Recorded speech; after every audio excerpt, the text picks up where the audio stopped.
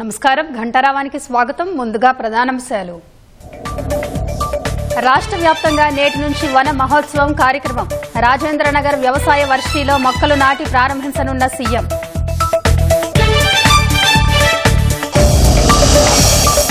పంపులు ఎప్పుడు ఆన్ చేయాలో తమకు తెలుసన్న మంత్రి ఉత్తమ్. గోబెల్స్ ప్రచారం చేయడం హరీష్ రావుకు అలవాటేనని విమర్శ.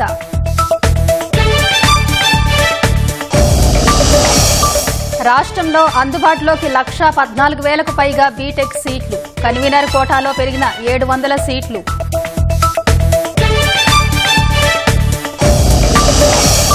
భద్రతా మండలిని మరింత సంస్కరించాల్సిందేనన్న ప్రధాని మోదీ.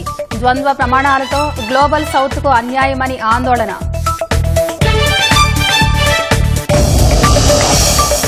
అమెరికా టెక్సాస్లో వరద బీభత్సానికి 81 దాటిన మృతుల సంఖ్య.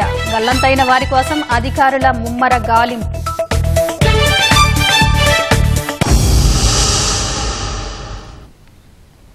ఆకుపచ్చని తెలంగాణ లక్ష్యంగా రాష్ట్ర ప్రభుత్వం ప్రతిష్టాత్మకంగా చేపడుతున్న వన మహోత్సవం ఇవాళ ప్రారంభం కానుంది. ఈ ఏడాది రాష్ట్ర వ్యాప్తంగా 18 కోట్ల మొక్కల్ని నాటాలని ప్రభుత్వం లక్ష్యంగా నిర్దేశించుకుంది. సీఎం రేవంత్ రెడ్డి మంత్రులతో కలిసి వ్యవసాయ విశ్వవిద్యాలయం ప్రాంగణంలో ఈ కార్యక్రమాన్ని ప్రారంభించనున్నారు.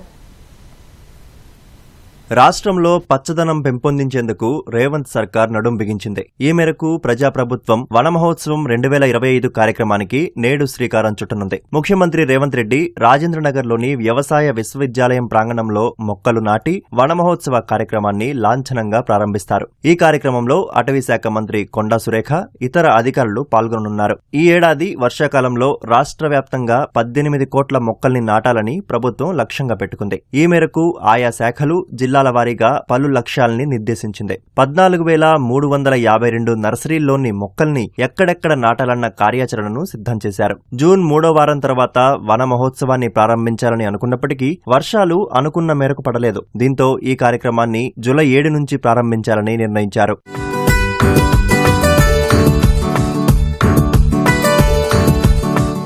ప్రకృతి విధ్వంసం నుంచి పర్యావరణాన్ని కాపాడేందుకు చేపట్టిన బృహత్తర కార్యక్రమం ఇది. ప్రతి ఏడాది రుతుపవనాలు అధికంగా వచ్చే జూలై మొదటి వారంలో ఈ పండుగను మొదలు పెడుతున్నారు. ప్రజా ప్రతినిధులు, అధికారులు, విద్యార్థులు, ప్రజలు ఈ వన మహోత్సవం కార్యక్రమంలో భాగస్వాములు కానున్నారు. ఆకుపచ్చని తెలంగాణనే లక్ష్యంగా పంచాయతీరాజ్ గ్రామీణాభివృద్ధి శాఖ నుంచి 7 కోట్లు, మున్సిపల్ పరిపాలన గ్రామీణాభివృద్ధి నుంచి 8 కోట్ల మొక్కలు నాటే లక్ష్యాన్ని పెట్టుకున్నారు. అటవీ శాఖ, వ్యవసాయ శాఖలు 1 కోటి మొక్కలు నాటాలని సంకల్పించాయి. గతేడాది 20 కోట్ల మొక్కలను నాటాలని నిర్ణయించుకోగా అందులో 95% మొక్కలను విజయవంతంగా నాటారు. ఈ ఏడాది 100కు 100% సాధించడానికి కృషి చేయాలని అధికారులు భావిస్తున్నారు. పోలవరం బనకచర్ల లింక్ ప్రాజెక్టుతో పాటు గోదావరి జలాలపై ప్రజాప్రతినిధులకు అవగాహన కోసం ఇటీవల పవర్ పాయింట్ ప్రజెంటేషన్ ఇచ్చిన తెలంగాణ ప్రభుత్వం ఎల్లుండి కాళేశ్వరం ప్రాజెక్టుపై ప్రజెంటేషన్ ఏర్పాటు చేసింది. ప్రాణహిత, చేవెళ్ల, సుజల స్రవంతి ప్రాజెక్టును రీ ఇంజనీరింగ్ చేసి గత ప్రభుత్వం కాళేశ్వరం ప్రాజెక్టును నిర్మించింది. మేడిగడ్డ ఆనకట్టలో పియర్స్ కుంగడంపై ఏర్పాటైన జస్టిస్ పీసీ ఘోష్ కమిషన్ విచారణ సందర్భంగా వెలుగులోకి వచ్చిన అంశాలను ప్రజాప్రతినిధులకు వివరించాలని రేవంత్ సర్కార్ నిర్ణయించింది. ఆనకట్టల నిర్మాణానికి కేబినెట్ ఆమోదం ఉందా అనే విషయమై చర్చ జరుగుతున్న తరుణంలో ప్రభుత్వం ఏర్పాటు చేసిన ప్రజెంటేషన్ ప్రాధాన్యం సంతరించుకుంది. ఆ తర్వాత కృష్ణానది జలాలు ప్రాజెక్టులకు సంబంధించిన కూడా ఇదే తరహాలో ప్రజెంటేషన్ ఏర్పాటు చేయాలని రేవంత్ ప్రభుత్వం భావిస్తోంది. కల్వకుర్తి లిఫ్ట్ ఎప్పుడు ఆన్ చేయాలో తమకు తెలుసని నీటిపారుదల శాఖ మంత్రి ఉత్తమ్ కుమార్ రెడ్డి వెల్లడించారు. మాజీ మంత్రి హరీష్ రావు వ్యాఖ్యలను ఖండించిన మంత్రి ఉత్తమ్ ఏటా జులై చివర్లో లేదా ఆగస్టు 1న కల్వకుర్తి మోటార్లు ప్రారంభించి వానాకాలం పంటలకు నీళ్లిస్తామని తెలిపారు. కాళేశ్వరంలో ప్రాజెక్టులోని కన్నేపల్లి పంప్ హౌస్ నుంచి నీటిని ఎత్తిపోయాలంటూ పదే పదే చెబుతున్న హరీష్ మాటల వెనుక ప్రజలను తప్పుదోవ పట్టించే కుట్ర ఉందని ఆరోపించారు. గోబెల్స్ ప్రచారం చేయడం మాజీ మంత్రికి అలవాటుగా మారిందని విమర్శించారు.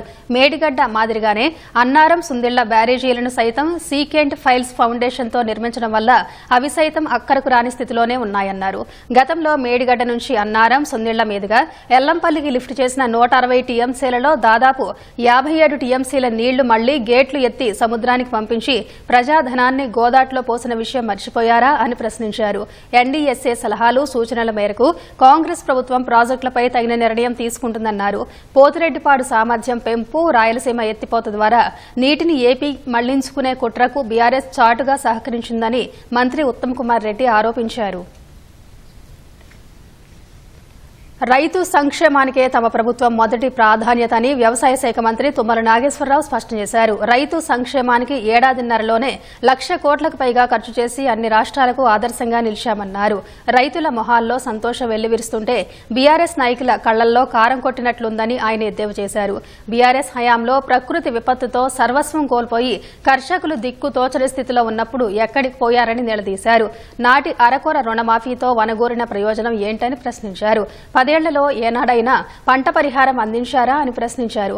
రైతు బంధు పేరు చెప్పి యంత్రాల సబ్సిడీకి మంగళం పాడింది మీరు కాదా అని మంత్రి తుమ్మల విమర్శించారు. ఆ చర్యల పర్యవసానమే గత అసెంబ్లీ, లోక్సభ ఫలితాలని మంత్రి మండిపడ్డారు. సుమారు 2 లక్షల బస్తాల నుంచి 3 లక్షల బస్తాల వరకు రైతులు ఎరువులను కొనుగోలు చేస్తున్నారన్నారు.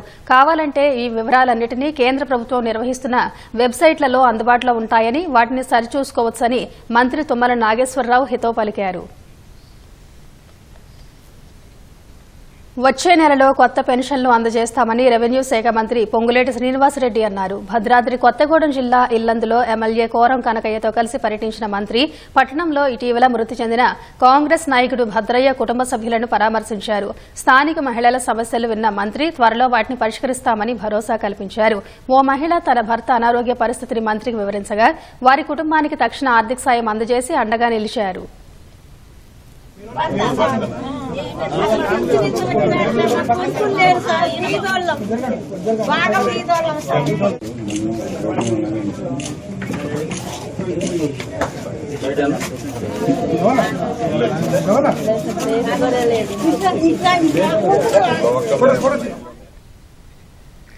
రాష్ట్రంలో ఈ ఏడాది ప్రభుత్వం విభాగంలో సుమారు 700 ఇంజనీరింగ్ సీట్లు అందుబాటులోకి వచ్చాయి. కొత్తగా 2 యూనివర్సిటీలను ఏర్పాటు చేయడంతో పాటు ఎర్త్ సైన్స్ కాలేజీని యూనివర్సిటీగా అప్గ్రేడ్ చేయడంతో ప్రభుత్వ విభాగంలో సీట్లు గణనీయంగా పెరిగాయి.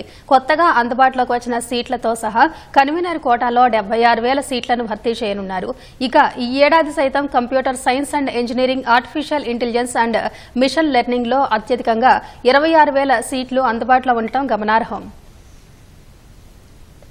తెలంగాణలో ఇంజనీరింగ్ సీట్ల సంఖ్య తేలింది. ఈ విషయమై శనివారం అర్ధరాత్రి వరకు సీఎం రేవంత్ రెడ్డి చర్చలు జరిపారు. అనుబంధ గుర్తింపు కోసం దరఖాస్తు చేసుకున్న కళాశాలల్లో విద్యా ప్రమాణాన్ని పరిశీలించిన అనంతరం ప్రభుత్వ, ప్రైవేటు కళాశాలల్లో కలిపి 1,14,000కు పైగా ఇంజనీరింగ్ సీట్లున్నాయి. అందులో 70% అంటే 76,795 సీట్లు కన్వీనర్ కోటాలో భర్తీ చేస్తారు. ఈ మేరకు సాంకేతిక విద్యాశాఖ ఓ ప్రకటన చేసింది. కంప్యూటర్ సైన్స్, ఇంజనీరింగ్ విభాగంలో 26,150 సీట్లు, computer science, engineering, artificial intelligence, machine learning లో 12,495 సీట్లు కన్వీనర్ కోటాలో ఉన్నాయి. ఎలక్ట్రానిక్స్, కమ్యూనికేషన్ ఇంజనీరింగ్ లో 10,125 సీట్లు, కంప్యూటర్ సైన్స్, డేటా సైన్స్ లో 6,996 సీట్లు కన్వీనర్ కోటా ద్వారా భర్తీ చేస్తారు. అత్యల్పంగా ఎలక్ట్రానిక్స్, కమ్యూనికేషన్స్ లో 21 సీట్లు అందుబాటులో ఉన్నట్లు సాంకేతిక విద్యాశాఖ ప్రకటించింది. ఎప్సెట్ కౌన్సిలింగ్ లో భాగంగా ఆదివారం ఉదయం 10 గంటలకు ప్రారంభం కావాల్సిన వెబ్ ఆప్షన్ లో సీట్ల లెక్క తేలకపోవడంతో సాయంత్రం 6 గంటల వరకు ప్రారంభం కాలేదు. ప్రభుత్వం గుర్తించిన సీట్లను ప్రకటించిన తర్వాత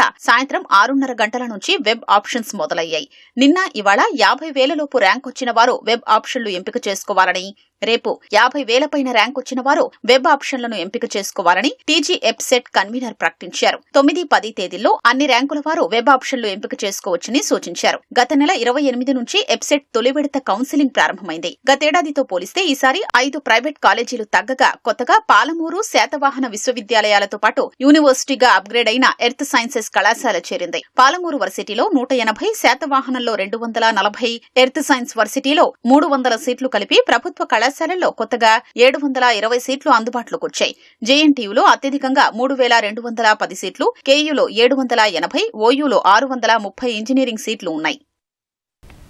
అంతర్జాతీయ సంస్థల ద్వంద్వ ప్రమాణాలకు దక్షిణార్ధగోళం బాధితురాలని ప్రధాని నరేంద్ర మోదీ బ్రిక్స్ సదస్సులో పేర్కొన్నారు.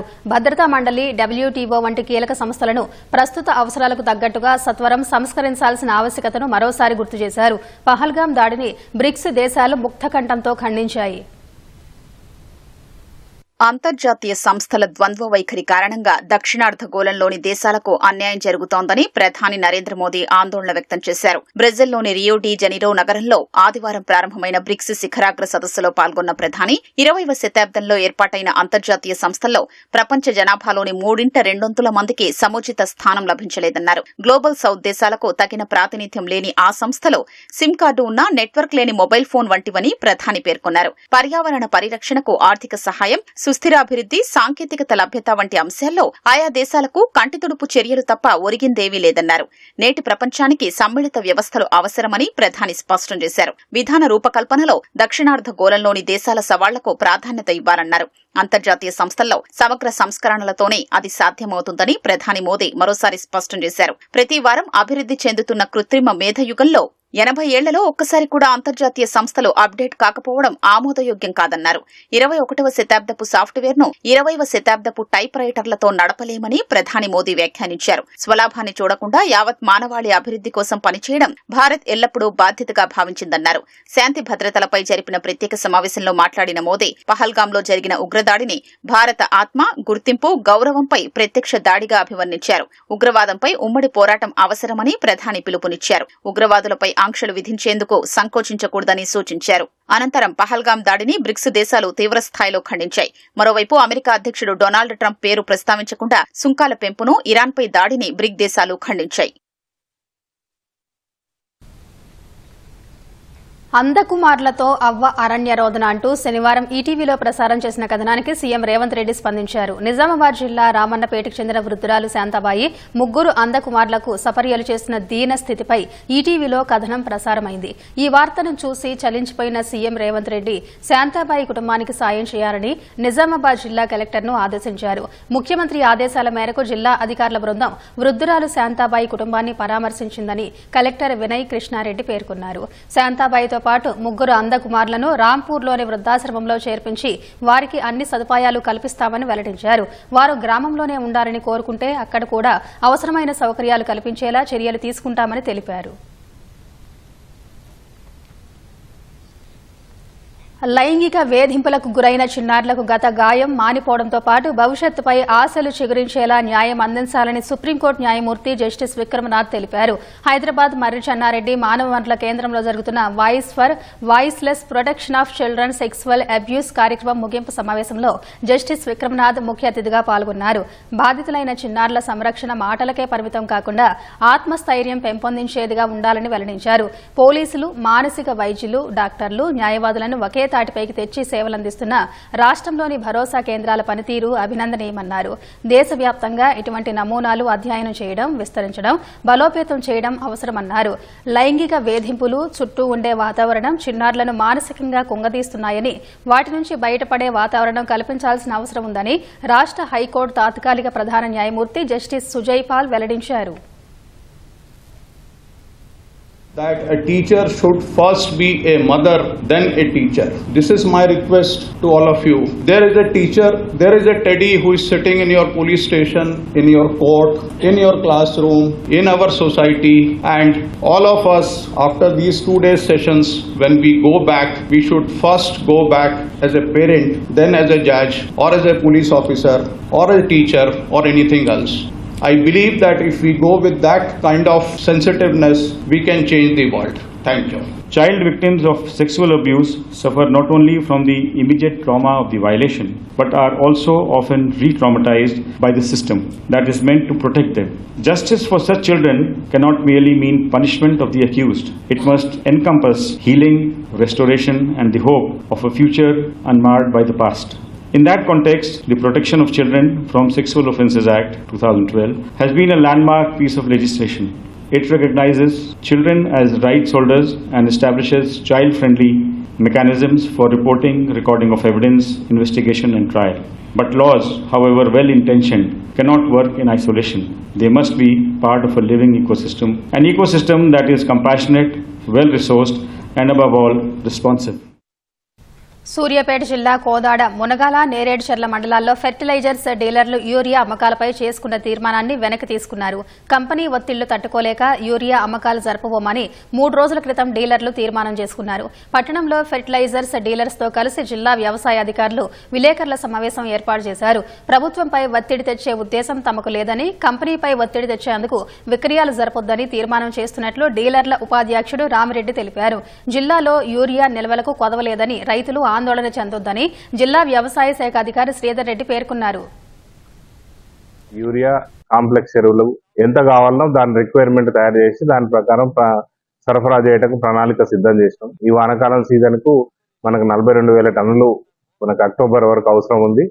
ఇప్పటికే 17,000 మెట్రిక్ టన్నులు యూరియా అనేది డీలర్ల వద్ద, సొసైటీల వద్ద, మార్కెట్ వద్ద నిల్వలు ఉన్నాయి. ఈ యొక్క నిల్వలు మనకు ఆగస్టు 15 వరకు సరిపోతాయి. కాకుండా కాంప్లెక్స్, డిఏపి, ఎంఓపి, ఎస్ఎస్పి ఎరువులన్నీ కలిపి 38,000 మెట్రిక్ టన్నులు ఇప్పటికీ అందుబాటులో ఉన్నాయి. 2-3 రోజుల క్రితం Munagala Kodad fertilisers association dealers 14 తర్వాత యూరియా అమ్మకూడదు అనే నిర్ణయం తీసుకున్నట్టు తెలిసింది. అది మాకు ఎటువంటి వాళ్ళ సమాచారం ఇవ్వలేదు. వాళ్ళని పిలిచి మేము మాట్లాడడం జరిగింది. వాళ్ళు కూడా తమ నిర్ణయాన్ని మార్చుకొని రైతులకు అన్ని రకాల ఎరువులు అందించడానికి మేము ముందుకొస్తామని తెలియజేయడం జరిగింది.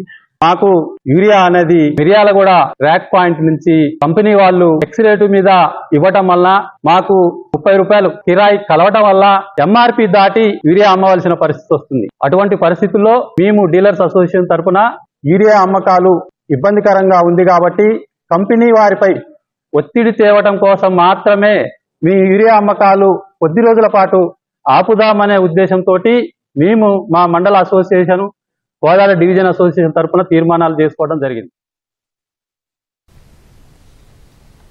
హైదరాబాద్ హైటెక్ సిటీ కేంద్రంగా 792 కోట్ల రూపాయలకు పైగా జనానికి కుచ్చుటోపి పెట్టిన ఫాల్కాన్ ఇన్వాయిస్ కుంభకోణం కేసులో మరో నిందితుడిని సిఐడి అధికారులు అరెస్ట్ చేశారు.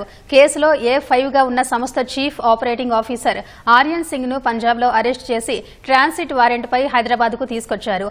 అతని నుంచి 2 సెల్ ఫోన్లు, కేసుకు సంబంధించిన కొన్ని పత్రాలు స్వాధీనం చేసుకున్నారు. అనంతరం న్యాయమూర్తి ఎదుట హాజరుపరిచి రిమాండ్ కు తరలించారు. ఈ కేసులో ఆర్యన్ సింగ్ తో కలిపి అరెస్ట్ అయిన వారి సంఖ్య 9కి చేరింది. అధిక లాభాల ఆశ చూపి ఫాల్కన్ సంస్థ నిర్వాహకులు 7,056 మంది నుంచి 4,215 కోట్లు సేకరించారు. ఈ కేసు దర్యాప్తు ముమ్మరంగా సాగుతోందని, పరారీలో ఉన్న నిందితులను త్వరలోనే పట్టుకుంటామని సిఐడి అధికారులు స్పష్టం చేశారు.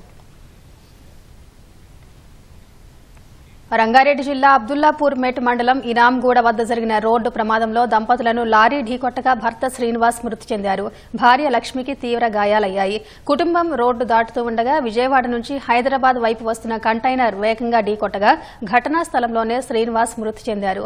ఈ ప్రమాదం నుంచి పిల్లలు రాజేశ్వరి, రాంబాబు త్రుటిలో తప్పించుకున్నారు. ప్రమాద దృశ్యాలు సమీపంలోని సీసీ కెమెరాల్లో నమోదయ్యాయి.